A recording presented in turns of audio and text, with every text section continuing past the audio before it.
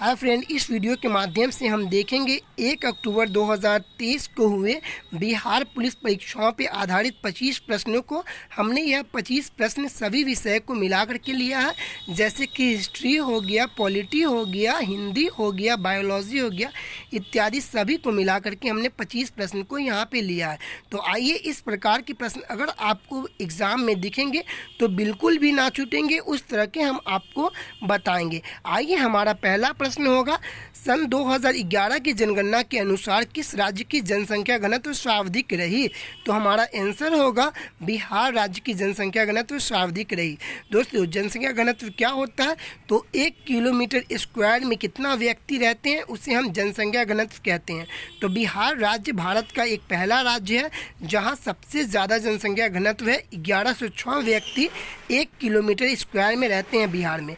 और भारत के किस राज्य में सबसे कम जनसंख्या घनत्व है? तो अरुणाचल प्रदेश में सबसे कम जनसंख्या घनत्व है। अरुणाचल प्रदेश में 1 किलोमीटर स्क्वायर में मात्र 17 व्यक्ति रहते हैं। आइए, हमारा दूसरा प्रश्न है, इजराइल की संसद का नाम क्या है? तो इजराइल देश की संसद का नाम निसेट है। क्या है? तो इजराइल देश की संसद का नाम निसेट है। आइए, हमारा तीसरा प्रश्न है, गांधी इरविन समझौता कब हुआ था? तो दोस्तों, गांधी इरविन समझौता सन 1931 को हुआ था। 5 मार्च 1931 को गांधी इरविन समझौता हुआ था। और 22 मार्च 2023 को हमारे देश के जवान कौन थे? तो भगत सिंह, सुखदेव और राजगुरु, इन तीनों को 23 मार्च को फांसी दे दी गई थी। दोस्तों, आइए अपने प्रश्न नंबर 4 को देखते हैं। किस संविधान संशोधन द्वारा पंचायतों को संवैधानिक दर्जा दिया गया? तो 73वां संविधान संशोधन द्वारा पंचायतों को संवैधानिक दर्जा दिया गया। कब दिया गया? तो सन 1993 ईस्वी को, 24 अप्रैल 1993 ईस्वी को यह मान्यता दिया गया, संवैधानिक मान्यता। इससे पहले पंचायती राज्य को संवैधानिक मान्यता नहीं थी। 73वां संविधान संशोधन 1993 के तहत इसे संवैधानिक दर्जा दिया गया। 5वां प्रश्न है, भारत के संविधान में आपातकाल शब्द किस देश से लिया गया है? तो दोस्तों, आपात उपबंध प्रावधान भारत के संविधान में यह जर्मनी के वीमर संविधान से लिया गया है। ठीक है। आइए, हमारा प्रश्न नंबर 6 है, भारत का सर्वोच्च पुरस्कार भारत रत्न पुरस्कार कब से दी जा रही है? यानी किस वर्ष से भारत रत्न पुरस्कार दी जा रही है? तो सन 1954 ईस्वी से यह भारत रत्न पुरस्कार दी जा रही है। सबसे पहले पुरस्कार यह किसे दी गई थी? आप कमेंट करके हमें बताएंगे। आइए, हमारा प्रश्न नंबर 7वां है, 5वीं पंचवर्षीय योजना में किस पंचवर्षीय योजना का अवधि मात्र 4 वर्ष रहा? दोस्तों, अधिकतर 5वीं पंचवर्षीय योजना 5 वर्ष का होता है। पहला पंचवर्षीय योजना इसमें 51 से लेकर के 56 तक था। दूसरा पंचवर्षीय योजना आपको 56 से लेकर के 61 तक था। तीसरा पंचवर्षीय योजना आपको 61 से लेकर के 66 तक था। ठीक है। तो इसमें जो 5वीं पंचवर्षीय योजना हुई थी ना, वो योजना 1970 लगभग 70 से लेकर के 1974 से लेकर के 1978 तक 5वीं पंचवर्षीय योजना चली थी। कब तक चली थी? तो 1974 से लेकर के 1978 तक यह 5वीं पंचवर्षीय योजना चली थी, जो 1 वर्ष पहले ही यह योजना समाप्त हो गई थी। ठीक है। आइए, हम अपने प्रश्न नंबर 8 को देखें। भारत में मानसून सबसे पहले किस स्थान पर आता है?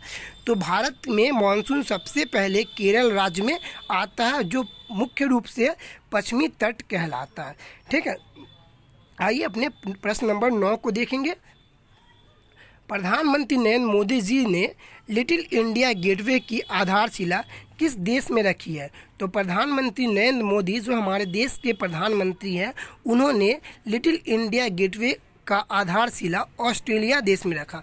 दोस्तों, ऑस्ट्रेलिया में एक पार्क थी, हैरिस पार्क, जिसका नाम बदल करके हमारे देश के प्रधानमंत्री लिटिल इंडिया करके आए थे।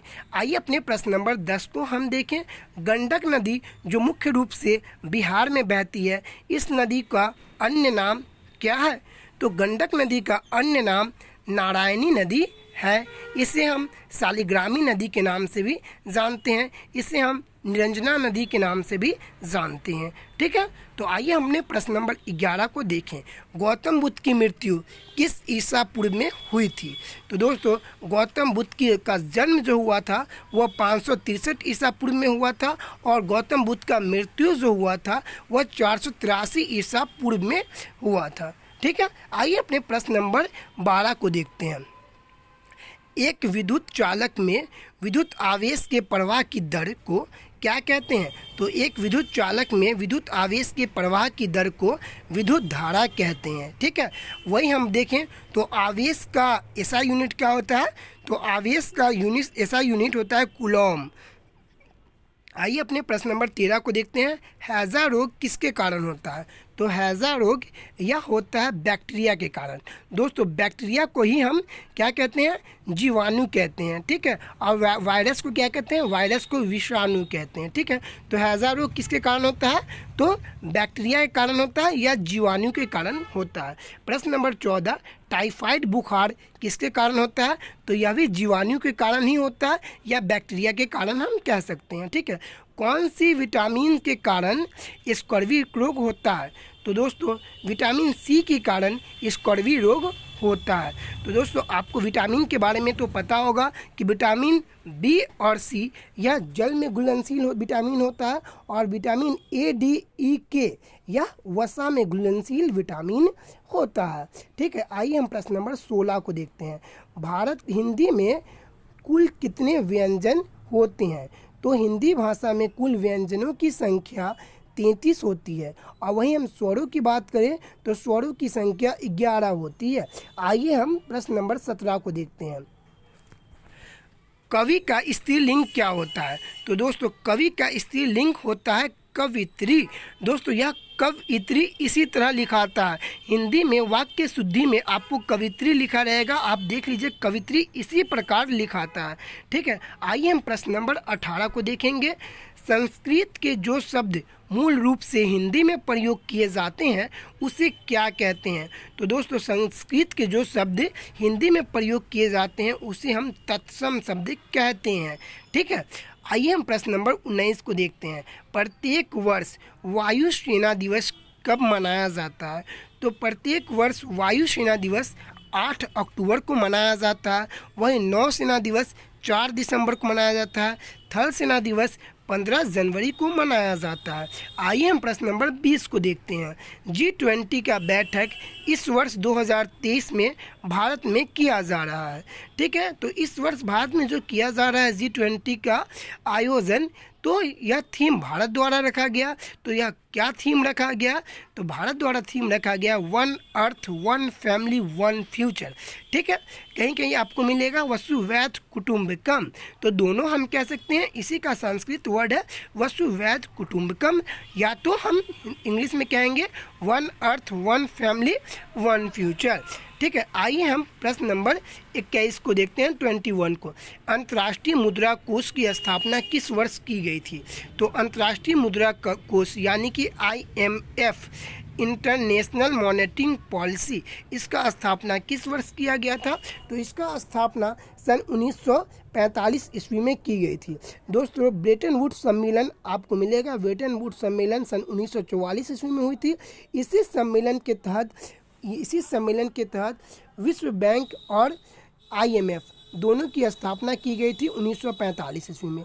इन दोनों का मुख्यालय भी कहाँ है? तो वाशिंगटन DC में अमेरिका में स्थित है। ठीक है, आइए प्रश्न नंबर 22 को देखते हैं।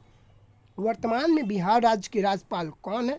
तो वर्तमान में बिहार राज्य के राज्यपाल विश्वनाथ आर्लेकर है, जो हाल ही में बने हैं। ठीक है, और वही मुख्यमंत्री कौन है? तो मुख्यमंत्री तो खैर सभी को पता है कि मुख्यमंत्री बिहार के हमारे कुर्सी कुमार नीतीश कुमार जी है। सॉरी, चलिए आइए हम आगे चलते हैं। प्रश्न नंबर 23 देखते हैं। हमारा 23 प्रश्न है कि चौथी बौद्ध संगीति का आयोजन कहाँ किया गया था? तो चौथी बौद्ध संगीति का आयोजन कुंडलवन कश्मीर में किया गया था, कनिष्क के शासन काल में किया गया था। ठीक है, आइए अपने हम प्रश्न नंबर 24 को देखते हैं। यह हमारा अंतिम प्रश्न होगा। संविधान में 15वां भाषा सिंधी को किस संविधान संशोधन के तहत जोड़ा गया था? तो 21वां संविधान संशोधन के तहत सिंधी भाषा को जोड़ा गया था। आप हमें कमेंट करके बताएं कि यह जो 15वां भाषा जोड़ा गया था संविधान में, यह किस वर्ष जोड़ा गया था। दोस्तों, यह वीडियो अगर आपको अच्छा लगा तो प्लीज़ वीडियो को लाइक और चैनल को सब्सक्राइब करना बिल्कुल ना भूलें। थैंक यू फ्रेंड्स, हमारे वीडियो को देखने के लिए। आपका दिन शुभ हो।